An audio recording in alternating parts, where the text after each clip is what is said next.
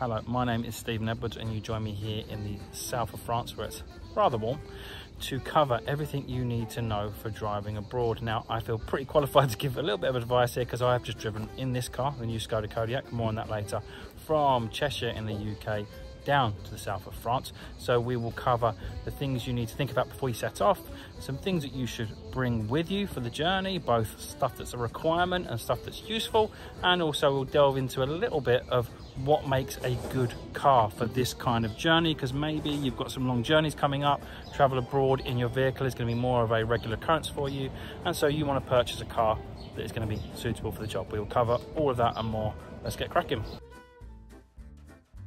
France is going to be a bit of an example throughout this video, basically because it's where I am, and also it's, for many Brits, a country that you're going to pass through if you're driving abroad.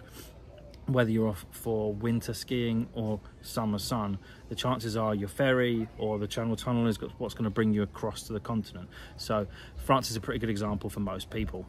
But regardless of where you are traveling to, there are a few things that you kind of need to do no matter what. So the first thing is obviously make sure you are physically able to travel abroad. So that means checking that your insurance cover covers you for driving on the continent.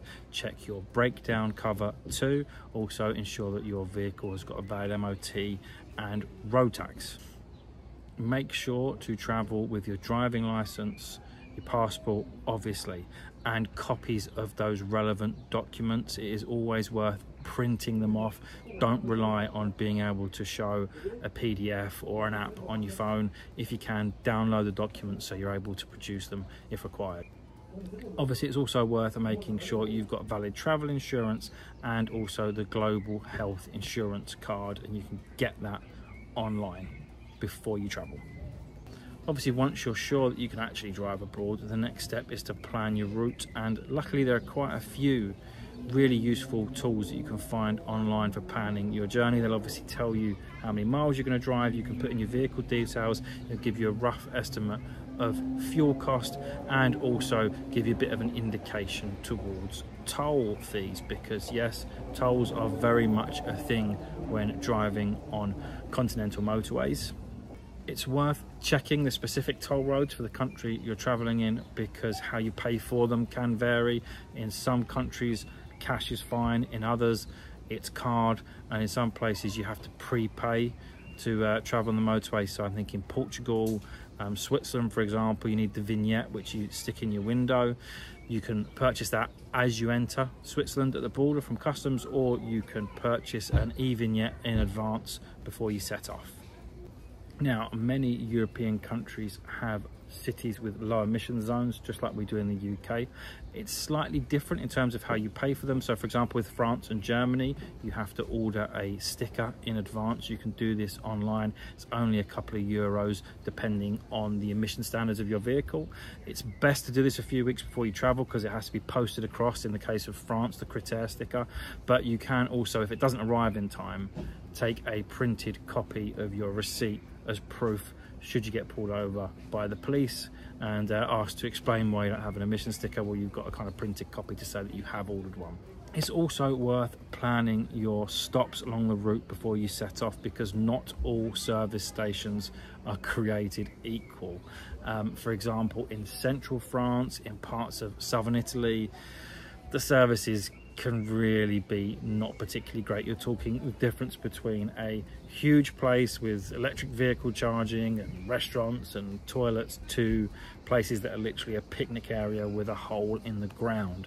So if that kind of thing isn't for you, it's best to kind of plan ahead, look at where the services are and plan your route fully to quite a good level of detail, so you know when and where you'll be stopping, and make sure you're stopping at somewhere that's comfortable for you. It's also worth looking into the local rules of the road before you travel, obviously. I won't go into detail here because there's multiple countries you could be traveling to, and they've all got different rules around driving and parking, so it's best to do your research before you set off. Before you set off, there are obviously some checks that you will want to do on your vehicle, just basic run-of-the-mill stuff, but it's worth giving yourself a bit of time to do them in case there are items that you need to get before you travel, so you've got a bit of breathing room to check the car. replace any items that need replacing, and then check again before you set off. So let's start with the things you need to check under the bonnet. You will want to check your coolant level. Obviously this is important in both hot and cold weather.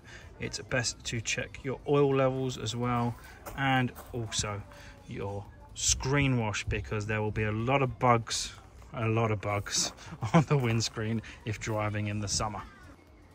So before you set off, check obviously that all of your lights are working. I haven't got mine switched on at the moment, the car is off, but you get the gist. Check the headlights, check the indicators, check the brake lights, and also check what kind of headlights you have. For example, on this new Skoda Kodiaq with these rather nice LED Skoda crystal lighting lights, you can adjust the beams via the infotainment system. That will be present on quite a few modern cars, but obviously not on older cars, where you will need to get some headlight beam deflectors that you'll have to stick on the lens. You're generally best to do that obviously before you enter France or whichever country you're traveling to, but after you've left the UK. So you tend to do it on the ferry or whilst you're on the shuttle. That's where I've done it in the past. You'll need to check a few things on your tyres. So firstly, obviously check your tread depth, have a good feel around, make sure there are no cuts or bulges on the tyre. You also want to check that your tyre pressures are correct, because obviously your pressures can change depending on how many people are in the car, how much luggage you've got. So it's always worth referring to your owner handbook for that information, or in some vehicles you will find the information inside the passenger door or the driver's door.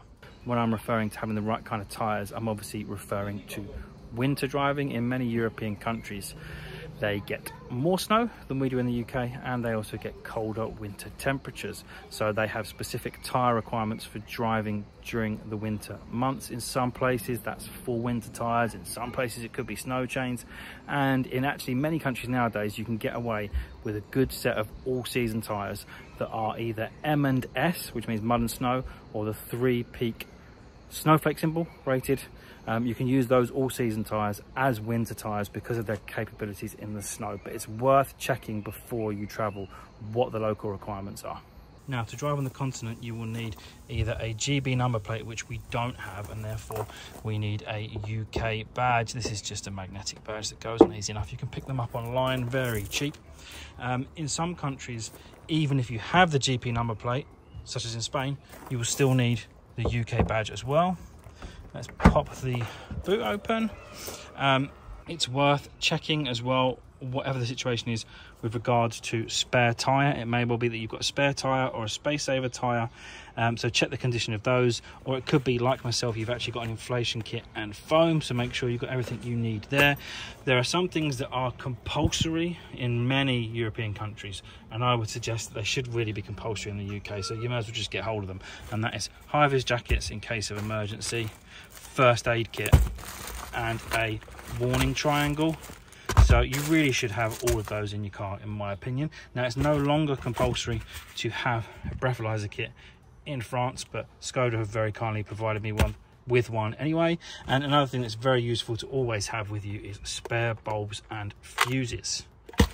Now, aside from those items, it's useful to carry things for your occupants as well. So if you're traveling in the winter, make sure to travel with blankets, coats, stuff to keep you warm, plenty of snacks and fluids no matter when you're traveling. And obviously in the summer, make sure you've got hats, sun cream, umbrellas, that kind of thing, for if you break down and it's very, very hot outside, because obviously if you break down on the motorway, you're going to need to get out of your vehicle, so you need to be prepared for that.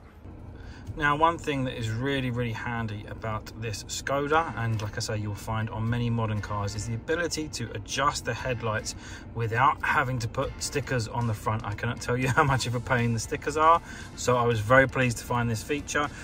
Basically, you hit vehicle there, you'll go headlights, scroll down to travel mode, and you'll adjust from driving on the left to driving on the right, and there you go. As simple as that, your headlight beams are adjusted. The other thing that's really useful as well that I find is going into your settings, changing your units to kilometers and kilometers per hour. Now, obviously, if you haven't got a digital dash, you'll probably have kilometers inside the MPH, but on this particular digital dash, you have one or the other. I also like to change my fuel gauge there to display kilometers as well. And I also personally tend to adjust my Apple CarPlay to reflect kilometers as well, just so that overall I am thinking of things as they are laid out where I am, because the road signs are all going to be in kilometers, so it makes sense that everything else is too. Although you will notice that actually I haven't changed the clock. The CarPlay is adjusted, but I haven't changed the clock. I'll do that now. In terms of the actual driving part of driving abroad, I'd say the advice is pretty straightforward. It's just to use common sense, approach the situation how you would approach the situation at home. So if you're driving in the UK, you're going to be aware of your surroundings, you're going to be mindful and considerate of other road users and pedestrians, you're going to be looking for warning signs, you're going to be adhering to the speed limit, hopefully, and you need to do all of those things whilst you're driving abroad. It's no different. You just need an extra level of vigilance because you're going to be encountering potential situations, so in terms of road layout, and also signs that you may not have experienced before. So I think it's always best to approach a situation with confidence, and I don't mean overconfidence or false confidence. I mean confidence in terms of you've done a bit of research, so you know what you're going to encounter. So wherever you're going, I would suggest looking up the speed limits before you go, knowing what is in place where. So for example, in France, the speed limit on a motorway is 130 kilometers per hour, but that actually reduces to 110 kilometers per hour when it's raining. So if you know that, you'll be forewarned. You'll understand why everyone seems to be slowing down when it's raining. If you're going to Germany, don't just believe what everyone says that, oh, you can drive as fast as you like on an autobahn. That is not the case. For the vast majority of autobahns, there's also, much like France, 130 kilometers per hour limit. So being armed with this knowledge before you go should give a bit of confidence in terms of being able to deal with whatever you're going to face. The other major consideration for driving a vehicle abroad is obviously the vehicle itself. Now, the most important thing for me, at least, if I'm going to be driving abroad, because it's generally big miles, is comfort. So I want to be comfortable in whatever vehicle I'm doing that trip in. So comfort is a personal thing. For you, you could have a Super Mini or a hatchback, and that is a very comfortable place for you to spend time. And if that is the case, then that car is perfect for you for driving abroad. Ultimately, that's what it comes down to. I think it's being comfortable in the vehicle, being comfortable with what you're driving.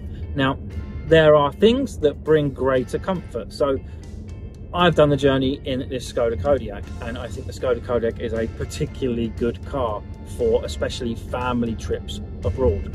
It is very, very spacious. There is plenty of room for me as a driver, the passengers, and bags of luggage as well. There's also some handy tech on board, but that doesn't mean it's the only way to do the journey.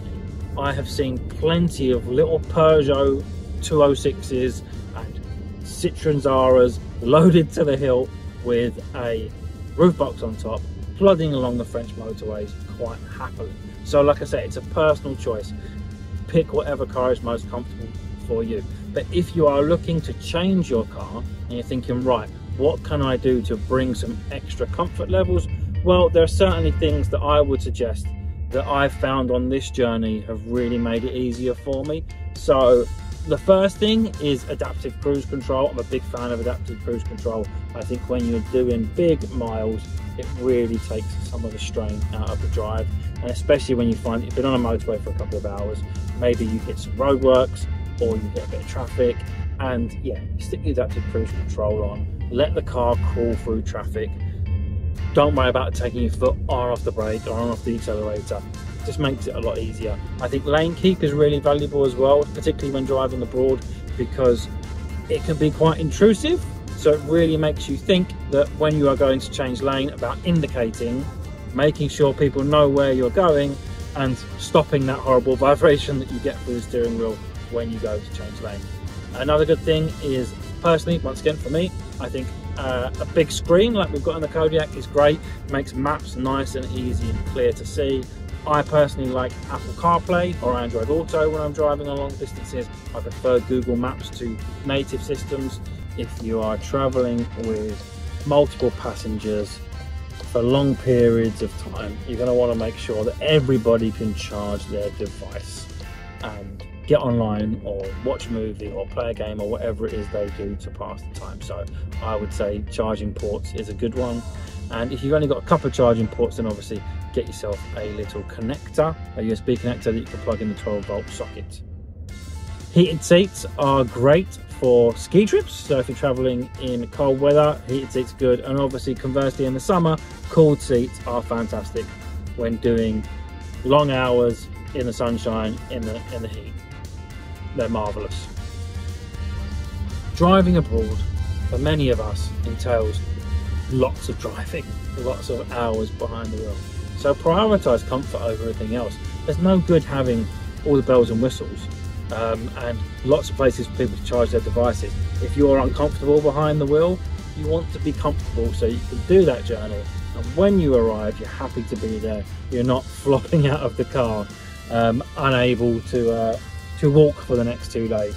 So for me personally, if I was doing lots of travel abroad, that's what I'd be prioritising, comfort above all else.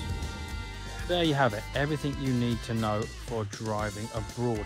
Is there anything we missed? Are you a seasoned traveller? Do you have hints and tips and tricks that we didn't cover? If so, let us know in the comment section below. As ever, thank you for watching. If you enjoyed the video, please give us a like and subscribe to the channel.